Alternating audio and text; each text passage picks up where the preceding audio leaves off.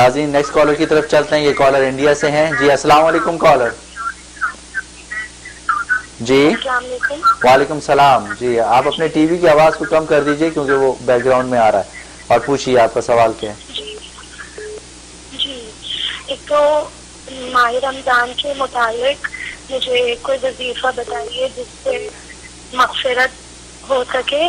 اچھا. اور ایک میرا مسئلہ یہ تھا کہ میں کہیں کسی کو پسند کرتی ہوں, وہاں میرا نکاح ہونا بہت مشکل ہو رہا ہے, تو وہاں میرا نکاح آسانی سے ہو جائے اس کے لیے کوئی مجھے وظیفہ بتا دیں, کیونکہ رمضان آیا ہے تو رمضان کے اعتبار سے کوئی وظیفہ پرپز کے لیے تو بہت اچھا لگے گا. بالکل, یہ سوال تو سب کے لیے مفید ہے, انشاءاللہ ضرور پوچھتے ہیں. جی اس کے لیے جو ہے وہ رمضان کے حوالے سے آپ نوٹ کر لیں. ذکر ہے یہ بہت ہی خیر والا ذکر ہے. انشاءاللہ رمضان کی عبادت کا جو ہے حقیقی مزہ آپ کو آ جائے گا. وہ لا الہ الا انت سبحانک انی کنت من الظالمین, یہ آیت کریمہ ہے.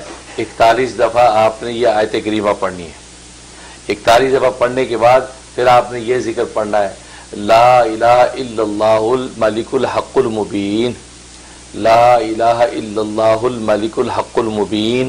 یہ 101 دفعہ پڑھنا ہے. اور اول آخر سب کے وہ 11 دفعہ آپ نے دروشی پڑھنا ہے.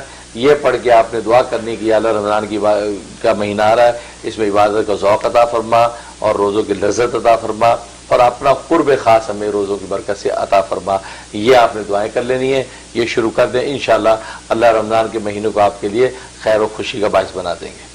اور باقی دوسرا سوال ہے, یہ بھی بڑا دلچسپ سوال ہے کہ ظاہر ہے کہ پسند کی شادی کرنا بعض دفعہ لڑکا لڑکی کی خواہش ہوتی ہے, بس شرط یہ کہ رشتہ اچھا ہونا چاہیے, جوڑ کا رشتہ ہونا چاہیے, اور استخارہ مسنہ کے ذریعے سے فیصلہ کیا جائے کہ اللہ کے ہاں بھی یہاں خیر خوشی ہے یا نہیں.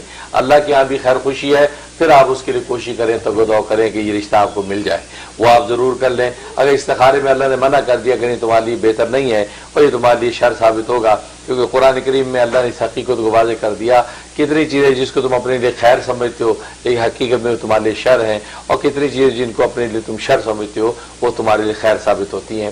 تو اس لیے اللہ چونکہ عالم الغیب و شہادہ ہے, تو پہلے آپ استخارہ کر لیں اس رشتے کے حوالے سے.